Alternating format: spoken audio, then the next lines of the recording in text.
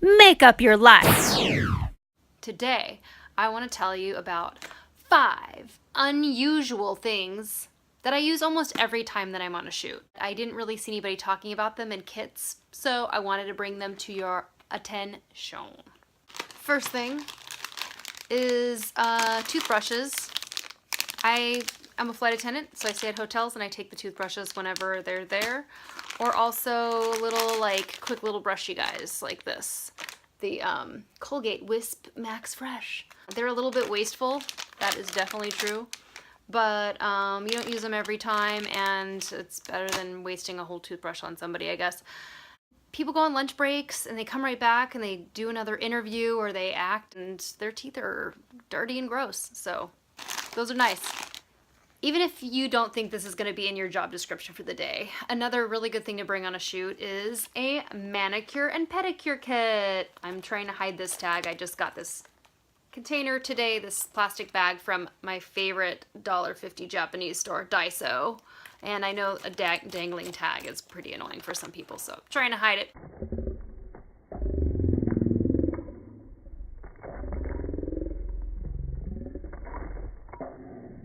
I mean, even like a hand model, an actor that's a hand model will come in knowing that their hands are going to be shot, and they'll be like, oh, I forgot to get a manicure, or I forgot to bite my hangnail off, or I did bite my hangnail off and my fingers are bleeding now. In here I have acetone and non-acetone nail polish remover pads. I have really good rich hand lotions. I have cuticle oil. I have neutral nail polish colors. I have cuticle trimmers. I have cuticle pushers. All these like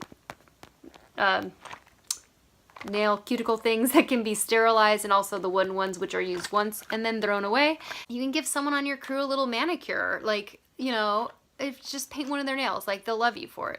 And then they'll tell the producer, or maybe it is the producer, and they'll have you back again and be like, oh, I really like her. She does manicures on top of everything else. Keep a simple life to let nature take her course. Words to live by. It can get a little bit toasty under those lights. And if you're working outside especially, you want that crew to love you, you should bring a fan. Ooh. Oh my god, it's like I'm on a music video, except my hair's not moving at all, actually. This one is a misting fan. So this is more of an outdoor fan, and this is more for like making the crew like you, because you probably don't want to get any water on your actual talent and mess up your makeup job. They're already going to be sweating probably if they're outside and it's hot. So if that's the case, I recommend this fan. It's so good because it doesn't, you can pop it out quietly. You don't have to do it as dramatically as me. You can just, you know, oh, okay, it does still make a noise. So you pop it out silently somehow. And then you can cool off your talent without making a whole lot of noise. Isn't that great? Because if you're doing video work, unless it's MOS, they're going to be picking up sound, and your talent might be dying under that heat, and you're just coming in with the sponge and they just keep sweating and you keep reapplying and you don't want their makeup to get cakey, blah blah blah. But here's another tool you can use. Oh, there we go. If you are on a corporate shoot, commercial shoot, and you're not sure if there's a full-on wardrobe person, even if there is a wardrobe person, sometimes they appreciate another person having one of these. Something's happening, it's very exciting. I'm about to show you.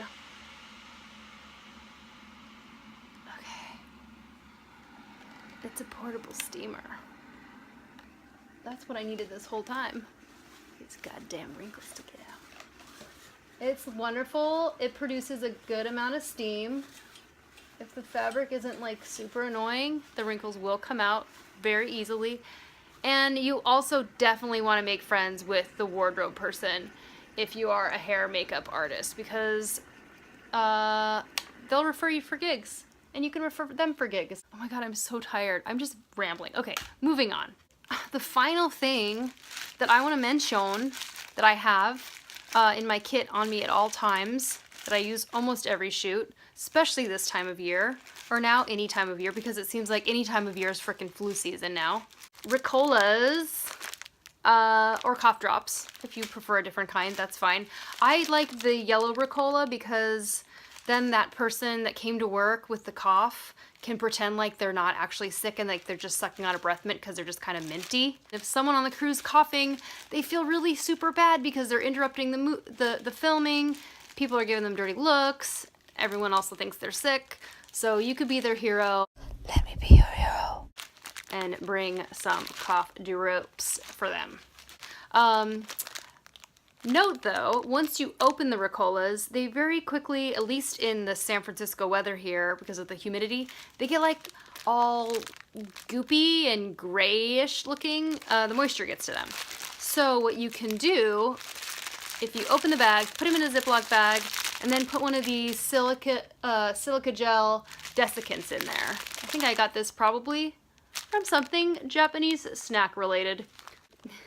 Hopefully it doesn't make them all smell like seaweed. All right, that's all I got for today. Please subscribe and also ask any questions. Tell me how beautiful I am.